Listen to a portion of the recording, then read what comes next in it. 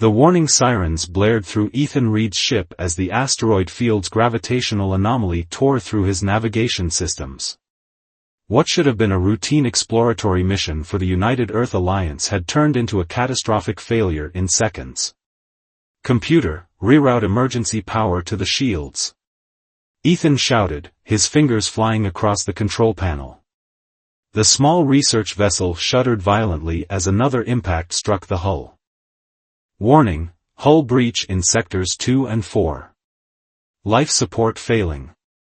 Recommend immediate evacuation," the computer's mechanical voice replied with maddening calm. Ethan cursed under his breath. The escape pod was 3 compartments away, through sections that were likely already exposed to the vacuum of space. He'd been too confident, venturing too close to the uncharted region beyond Proxima Centauri. Now he would pay for that hubris with his life. A massive asteroid slammed into the ship, sending Ethan flying across the bridge. His head cracked against the support beam, and warm blood immediately began trickling down his face. The ship's lights flickered and died, leaving only the dim emergency illumination. Through the viewport, Ethan could see the ship breaking apart around him, exposed wiring sparking in the darkness.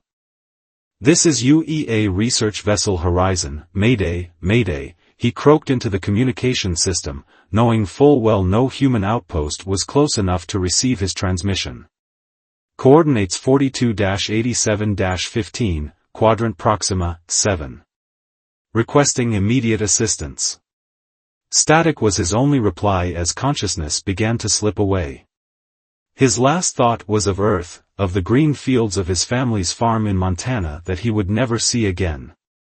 The next sensation Ethan felt was one of movement, of being carried. His body screamed with pain, but somehow he was breathing. A strong arm held him firmly against what felt like armored plating. He forced his eyes open, blinking against the harsh purple light of an unfamiliar sun. "Don't struggle, human. You are gravely injured," a voice said above him. The language was strange, yet somehow he understood it perfectly. Ethan looked up into the face of his rescuer and nearly lost consciousness again from shock. A female humanoid with iridescent silver-blue skin stared down at him, her eyes a striking violet with vertical pupils like a cat's. Delicate ridges traced from her temples to her jawline, and what he had initially mistaken for a helmet was in fact a crown of bone-like protrusions extending from her skull. What are you?" Ethan managed to whisper. "I am Vera, 3rd Marshal of the Kaolusian Vanguard," she replied, her voice deep and melodic. "Your vessel was destroyed. You would have died had I not been patrolling this sector." Ethan tried to move but found his body unresponsive. Looking down, he saw his spacesuit had been partially cut away, revealing horrific injuries beneath. Some kind of translucent membrane covered the worst of the wounds, pulsating softly. "Emergency bioseal," Vera explained, following his gaze. "It will keep you alive until we reach Kalis. My medics can heal you there." "Kalis?" Ethan repeated weakly. "My homeworld. The journey is not long." Through pain-blurred vision, Ethan saw they were approaching what appeared to be a sleek, obsidian vessel, its hull adorned with symbols that glowed with the same purple light as the strange sun above. Why are you helping me?" he asked, fighting to stay conscious. Vera's expression changed subtly, something like pride crossing her features. "It is our way. A Kaolusian warrior never leaves a fallen combatant to die, friend or foe."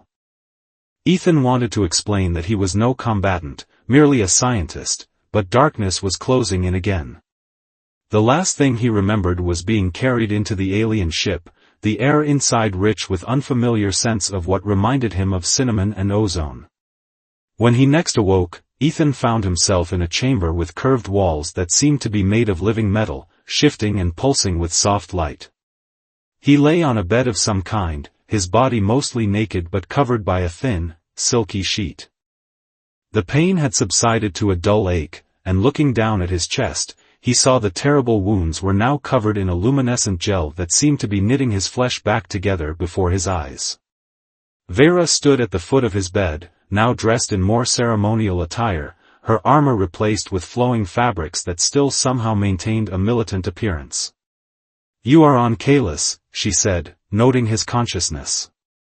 "You will live, Ethan Reed of Earth." Ethan blinked in surprise. "How do you know my name?" "Your vessel's identification systems. We were able to extract some data before it was completely destroyed." She approached his bedside, her movements graceful despite her imposing height. "You should rest now. When you are stronger, I will explain what your rescue means according to our laws." Something in her tone made Ethan uneasy. "What do you mean, what it means?" Vera's violet eyes held his gaze firmly. "On Kalis, to save a life is to claim responsibility for it. By our oldest laws, you now belong to me until your life debt is repaid." Ethan's mind reeled as the implications of her words sank in. "Belong? I don't understand." "You will," Vera said simply, placing a cool hand briefly on his forehead. "For now, heal. Tomorrow begins your new life as part of my household." As Ethan slipped back into a healing sleep, induced by whatever medicine now coursed through his veins, his dreams were filled with the alien warrior's violet eyes and the terrible, wonderful realization that he was now bound to her by laws he didn't understand, on a world impossibly far from home. Morning on Kalis arrived with a cascade of amber light filtering through crystalline apertures in the ceiling. Ethan awoke feeling stronger, the luminescent gel on his wounds having solidified into translucent patches that flexed with his movements. He sat up cautiously, taking in his surroundings with clearer eyes. The chamber was larger than he'd first realized, with furnishings that seemed to grow organically from the living metal walls. Near the bed stood something resembling a wardrobe, and across the room, an archway led to what appeared to be bathing facilities. "You're recovering well," came Vera's voice from the doorway. She entered carrying a tray of unfamiliar foods, iridescent fruits and what looked like protein cubes in varying shades of purple and blue. Ethan tensed at her arrival. "I want to understand what you meant yesterday. About me, belonging to you." Vera set the tray beside him and stood at her full height, at least 7 feet tall, her powerful physique evident even beneath her more casual attire. "The law of Salvardi is one of our most sacred traditions. When a Kaelusian warrior saves a life, that life becomes their responsibility until the debt is repaid." "And how exactly is this debt repaid?" Ethan asked, his voice tight with apprehension. "Through service, contribution to our society, or acts of equivalent value to the life saved." She gestured to the food. "Eat. Your body needs strength." Reluctantly, Ethan took one of the blue cubes. It tasted surprisingly like salted caramel. "So I'm your prisoner?" "No," Vera's brow ridges furrowed. "You are bound to my household. You will have duties, yes, but also protection, education, and status as part of a marshal's domain." "That sounds an awful lot like slavery where I come from," Ethan retorted, even as he reached for another cube, his hunger overriding his indignation. Vera's violet eyes flashed. "It is nothing like your human concept of slavery. No Kaelusian would ever abuse or mistreat one under their protection. It would bring dishonor beyond measure." She moved to a panel on the wall, waving her hand across it. A three-dimensional map of what Ethan assumed was Kalis appeared, rotating slowly in the air between them. "Your Earth vessels will not find you here. We are beyond your known star charts, in a system your people haven't yet discovered." Her voice softened slightly. "I understand this is difficult, but it is our way. In time, you may come to appreciate the honor of your position." "Honor?"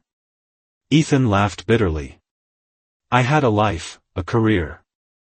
I was mapping uncharted regions to expand human knowledge, not to become someone's property." "You were dying in the void of space," Vera countered firmly. "Now you live. Is that not preferable? Ethan fell silent, unable to argue with that fundamental truth.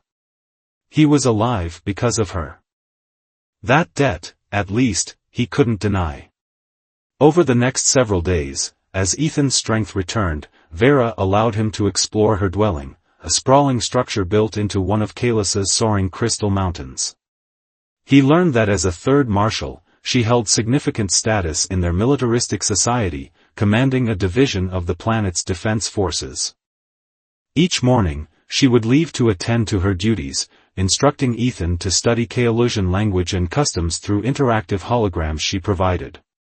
Each evening, she would return and quiz him on what he had learned, her approval evident when he showed progress. "Why do you live alone?" Ethan asked one evening as they shared a meal on a balcony overlooking a valley of bioluminescent vegetation. "Someone of your rank must have options for companionship." Vera's expression remained impassive, but something flickered in her eyes. "I chose solitude. Leadership requires clarity of purpose. Attachments can cloud judgment. Yet you've attached yourself to me by saving my life," Ethan observed. "That is duty, not attachment," she replied, though her gaze lingered on him a moment longer than necessary. On the 10th day of his recovery, Vera entered his chamber carrying a bundle of clothing. "You're strong enough to begin training today."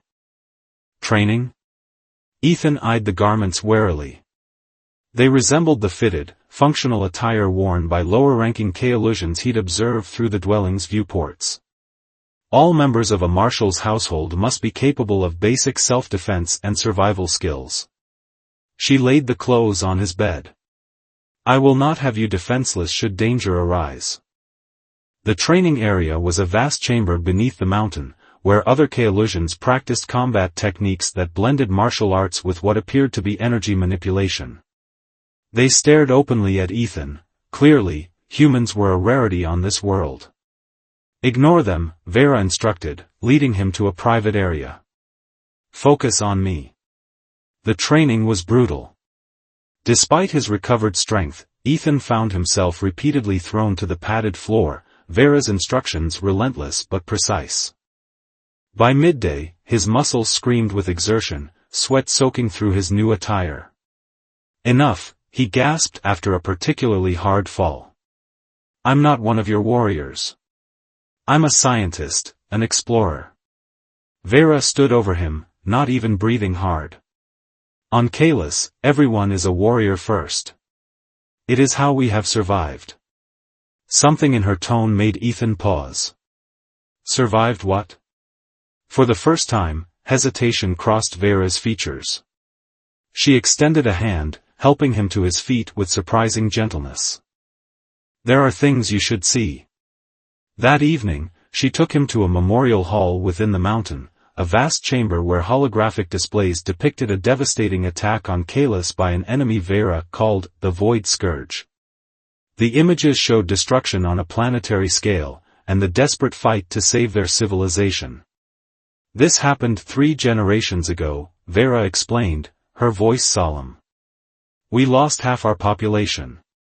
Since then, every Kaolusian is raised to defend our world. The law of Salvardi emerged from this time, every life saved strengthens us." Ethan watched the playing images with growing understanding. "So when you save someone, we gain not just their gratitude, but their strength, their knowledge, their potential contribution to our survival," Vera finished. "It is not ownership, Ethan. It is preservation." As they stood side by side in the glow of the memorial, Ethan felt something shift between them, a new understanding forming. When Vera's hand briefly touched his shoulder, he didn't pull away. That night, as Ethan lay in his bed, he reflected on his situation with clearer eyes. Was he a prisoner here? Perhaps, in some technical sense. But Vera had shown him respect, patience, and now vulnerability. She wasn't his captor but his savior, bound to him by her culture's laws as much as he was bound to her. When sleep finally came, his dreams were no longer of escape, but of violet eyes watching over him with a warrior's protective gaze. The twin moons of Kalis hung like luminous pearls in the night sky as Ethan stood on the observation deck of Vera's dwelling.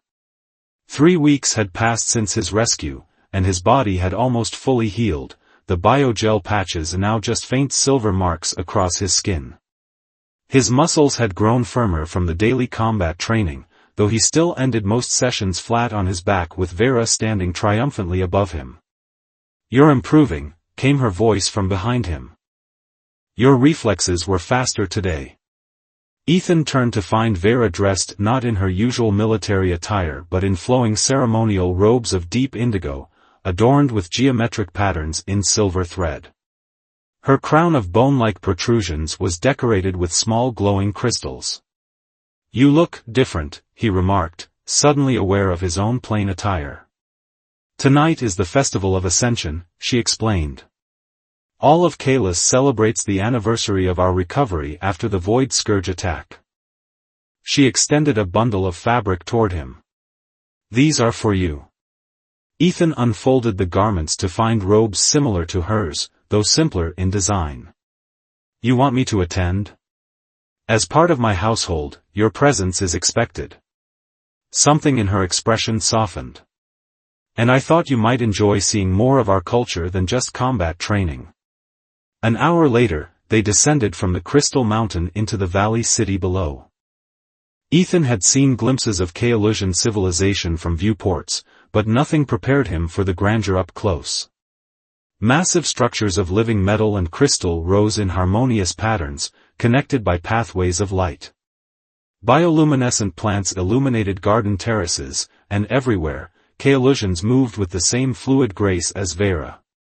"It's beautiful," Ethan admitted as they joined crowds heading toward a central plaza.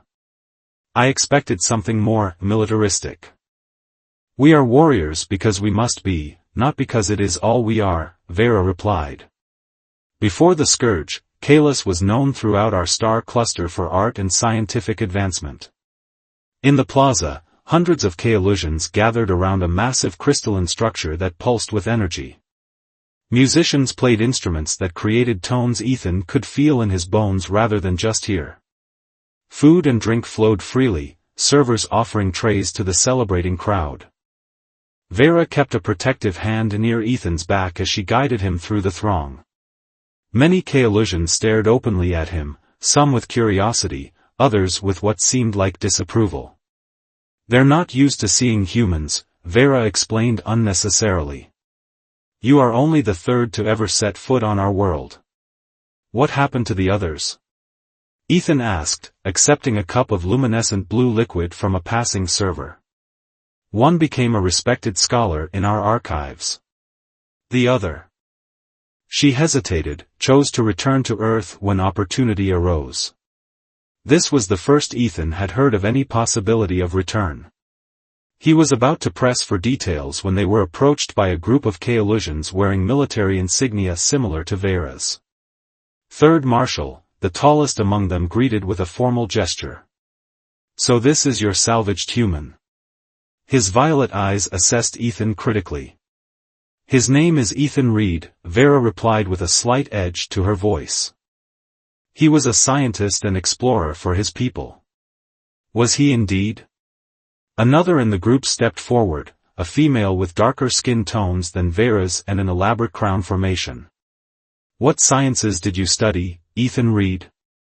"Astrophysics and xenoengineering," Ethan answered, straightening his posture instinctively under her scrutiny. "I specialized in adaptive technologies for deep space exploration." This seemed to pique the female's interest. "I am Second Marshal Neris. Our primary defense grid suffered damage during last month's meteor shower. Perhaps your expertise could be of use." Before Ethan could respond, a ceremonial horn sounded across the plaza. The crowd fell silent as an elderly Kaolusian in elaborate robes ascended a platform beside the crystal structure. "The High Sovereign," Vera whispered to Ethan. "The closest translation in your language would be Supreme Leader, though the role is both military and spiritual." The High Sovereign spoke in flowing Kaolusian, the translator implant Ethan had received struggling to keep pace with the formal, archaic dialect. The speech celebrated survival, honored the fallen, and pledged continued vigilance against future threats. When it concluded, the crystal structure erupted in a spectacular display of light that formed complex, moving patterns above the crowd.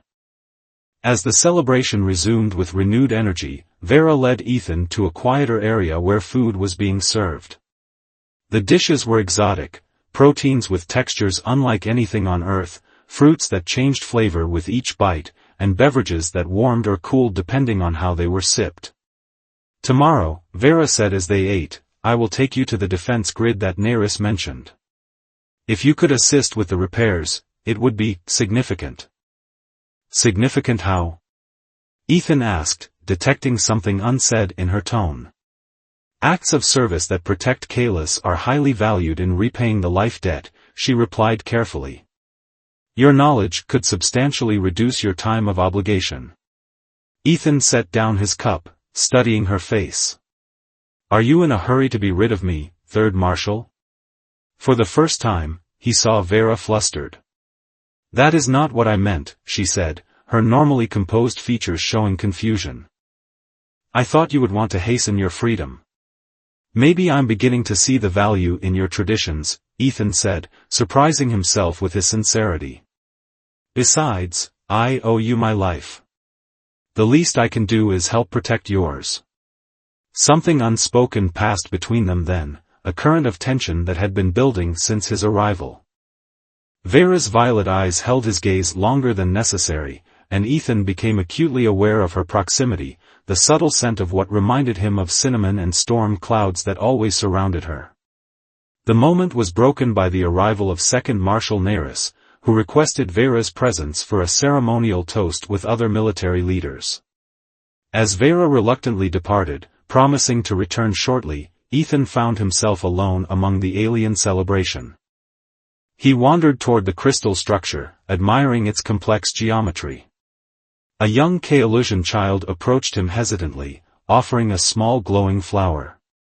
"For luck," the child said in halting standard, clearly practiced for this interaction. Ethan accepted the gift with a smile. "Thank you." As he tucked the flower into his robes, Ethan realized something had changed within him. The resentment he'd felt upon learning of his bound status had evolved into something more complex: respect for this society that had survived devastation, curiosity about their technology and customs, and an undeniable attraction to the warrior who had claimed him by saving his life.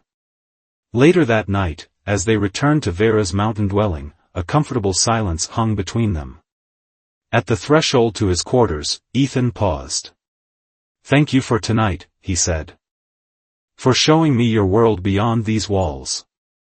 Vera's usual stoicism softened. "You represented my household well. Many were impressed by your dignity." "Even though I'm just a salvaged human?" Ethan asked with a wry smile. "You are more than that," Vera replied, her voice lower than usual. "Your spirit has strength I recognized even when you lay dying in my arms." Their eyes met, and for a breathless moment, Ethan thought she might step closer. Instead, she placed a formal hand on his shoulder, a touch that lingered just moments too long to be merely respectful. "Rest well," she said. "Tomorrow's work will require your full faculties." As she walked away, Ethan watched her powerful silhouette disappear down the corridor, the strange flower still glowing faintly against his heart. For the first time since his rescue, he wondered if being bound to Vera might be not a sentence to endure, but a destiny to embrace. The defense grid facility stretched across a vast underground complex beneath Kalis's northern mountain range. As Vera led Ethan through security checkpoints, he marveled at the sophisticated blend of crystalline technology and biological components that seemed to characterize all Kaolusian engineering. This system was designed to detect and neutralize incoming threats, Vera explained as they entered the main control chamber. "Since the meteor shower damaged the northeastern quadrant sensors, we've been vulnerable." Second Marshal Neris greeted them with a formal gesture. "The human arrives. I hope your skills matched Third Marshal Vera's confidence in you." Ethan approached the main console, an intricate array of crystal interfaces and holographic displays. "May I?" he asked, gesturing toward the controls. Neris nodded curtly. "Proceed." For the next several hours, Ethan immersed himself in the Kaolusian systems. Though the technology was far beyond Earth's capabilities, the underlying principles of quantum entanglement and particle detection were familiar enough for him to navigate.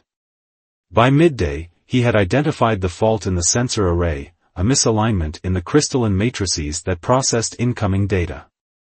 "It's like your system is speaking two slightly different dialects," he explained to the gathered technicians and officers. "The primary and secondary arrays are calibrated to different sensitivity thresholds." Using a combination of Kaolusian tools and techniques adapted from his xenoengineering background, Ethan guided the team through a recalibration process. When they activated the system for testing, the formerly dim sections of the holographic display illuminated with healthy blue light. "Full coverage restored," announced the chief technician with undisguised surprise. "Sensitivity levels optimal across all quadrants." A murmur of approval spread through the chamber. Neris approached Ethan, her expression thoughtful. "You've done in hours what our specialists couldn't accomplish in weeks. Perhaps there is value in outside perspective." Vera stood nearby, her posture proud. "Ethan's knowledge complements our own. This is the purpose of the Salvardi tradition, to strengthen Kalis through diversity of capability." As they departed the facility, Ethan sensed a subtle change in how the Kaolusian personnel regarded him. There was respect in their gazes now, not merely curiosity or suspicion. "You've made an impression," Vera commented as they boarded her transport vessel. "Word will spread quickly of your contribution." "I'm glad I could help," Ethan replied. "Though I suspect your defense systems would benefit from a complete overhaul, not just repairs. Some of those components seemed designed for threats from a different era." Vera glanced at him sharply. "That observation is keener than you know. Perhaps we should discuss this further in private." Back at her dwelling, they retreated to her personal study, a room Ethan had never entered before. Unlike the austere functionality of most Kaolusian spaces, this chamber contained artifacts, books, and personal mementos. A massive viewport revealed the stunning landscape beyond, now bathed in the copper light of sunset. "The Void Scourge may return," Vera said without preamble, pouring a glass of amber liquid for each of them. "Our intelligence suggests they have evolved their technology while we've merely maintained ours." Ethan accepted the drink, their fingers brushing momentarily. "You think my knowledge could help prepare Kalis for another attack? I think you've already proven your value." Her violet eyes held his gaze intently. "But there are complications." "What kind of complications?" "Your success today has drawn attention. Marshal Caver of the 5th Division witnessed your work. He has expressed interest in having you transferred to his household." Ethan nearly choked on his drink. "Transferred? Like property?" "It is rarely done, but possible." Vera's jaw tightened. "A formal challenge can be issued for the right to claim someone of particular value to Kalis." "And what do I have to say about this?" Ethan demanded. "Nothing. By law, it is between the challengers." Seeing his expression darken, she added quickly, "I have no intention of surrendering you to Caver.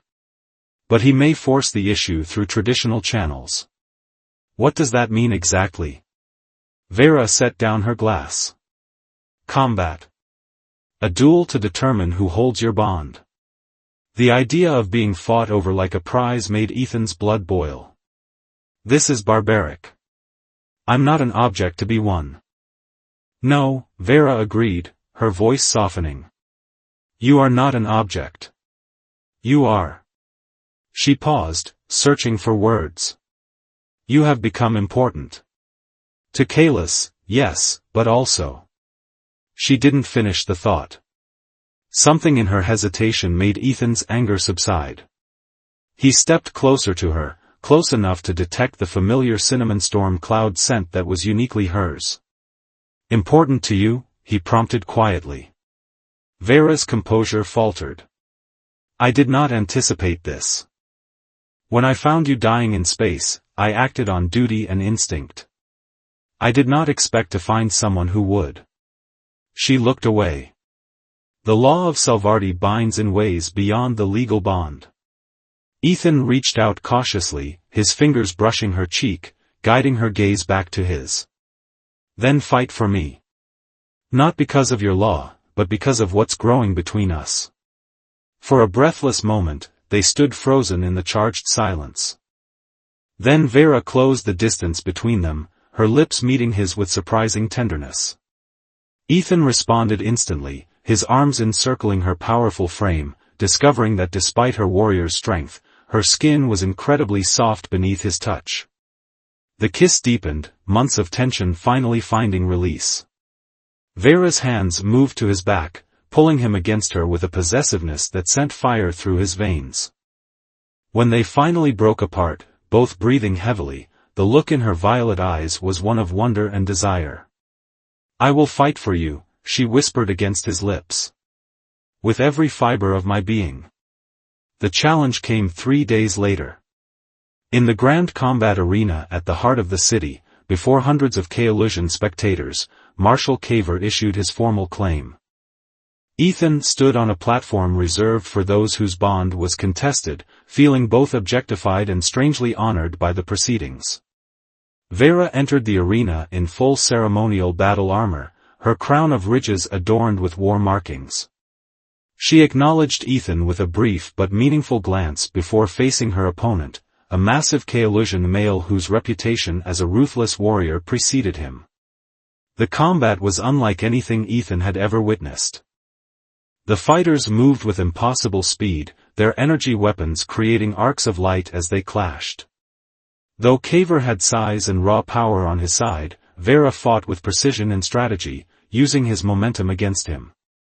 When Kaver launched a particularly vicious attack, driving Vera back toward the arena wall, Ethan's heart lurched with fear. But in a dazzling reversal, she feinted weakness, then executed a maneuver Ethan recognized from their training sessions. Kaver crashed to the ground, Vera's energy blade at his throat. Yield, she commanded, her voice carrying across the now silent arena. Kaver's defeat was reluctant but complete.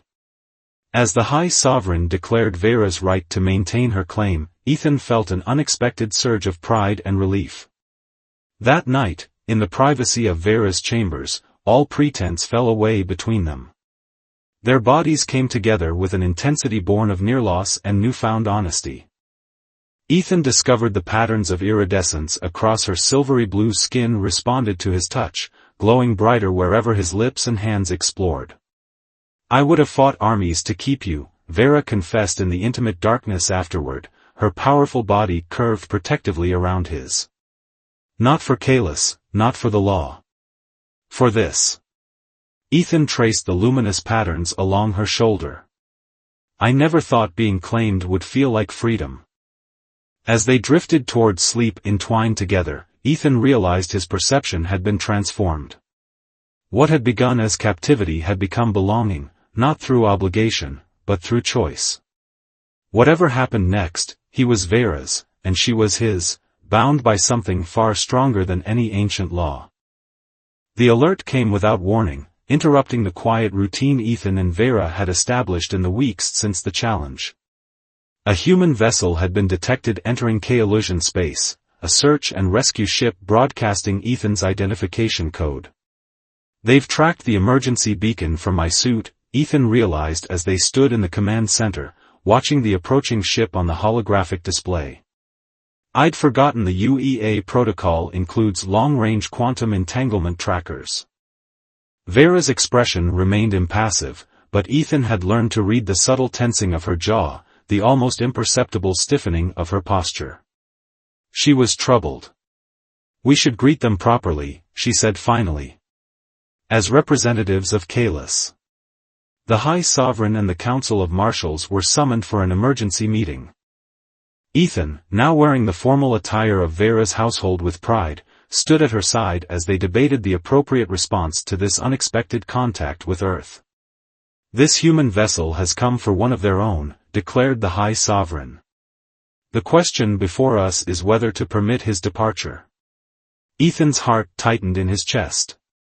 After all these months, the possibility of returning to Earth seemed almost surreal. A door he had assumed permanently closed suddenly flung open.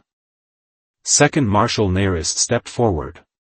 "The human Ethan Reed has contributed significantly to our defense systems. His knowledge continues to be valuable to Kalis." "And yet," countered another marshal, "the law of Salvardi is clear.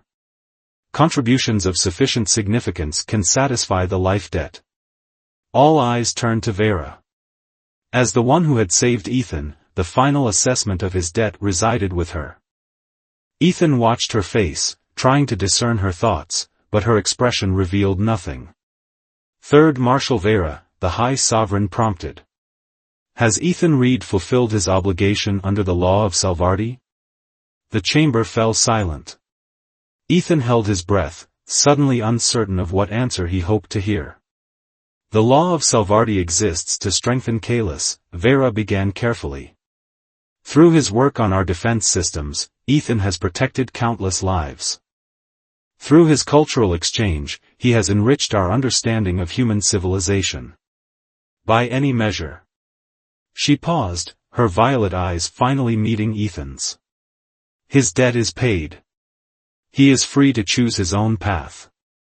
A murmur rippled through the assembled marshals. Ethan felt as though the floor had shifted beneath him. Freedom. Choice. The very things he had initially demanded now filled him with conflicting emotions. "Then it is decided," the High Sovereign announced. "We will receive the human vessel and offer Ethan Reed the choice to depart, should he wish it. Prepare for first contact protocols." The human rescue ship landed on a designated platform outside the city.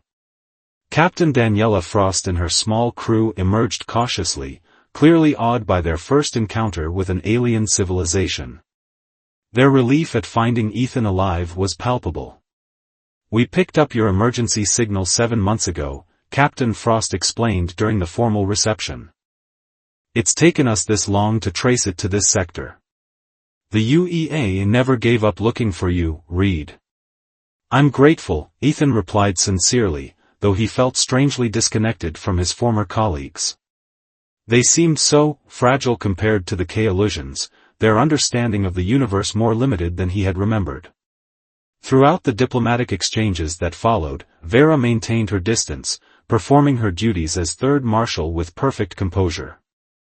Only Ethan could see the shadow of pain behind her eyes, the subtle ways her gaze returned to him when she thought no one was watching. On the eve of the Earth vessel's scheduled departure, Ethan stood alone on the observation deck of Vera's dwelling, their dwelling, watching the twin moons rise. He had spent the day showing Captain Frost and her crew the wonders of Kalis, receiving their awed reactions to technology centuries beyond Earth's development. "Your ship leaves at dawn," Vera's voice came from behind him. "Captain Frost expects you to be aboard." Ethan turned to face her. In the moonlight, her silver-blue skin seemed to glow with inner light, the ridges of her crown creating shadows across her proud features. "Have you come to say goodbye?" he asked quietly. Vera approached slowly, stopping an arm's length away. "I have come to honor your freedom. The Council has prepared official documentation recognizing the fulfillment of your life debt." She extended a crystalline tablet. "With this, you are bound to Kalis no longer."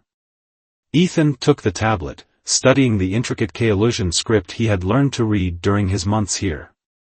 "So formal," he murmured. "A document to sever what began with an act of mercy." "It is our way," Vera replied, her voice carefully controlled. "All bonds must be acknowledged in their formation and their dissolution." "And what of the bonds that formed after?" Ethan set the tablet aside, stepping closer to her. "The ones not written in law or tradition, but in moments shared? In battles fought side by side? In nights spent learning each other's bodies beneath these moons?"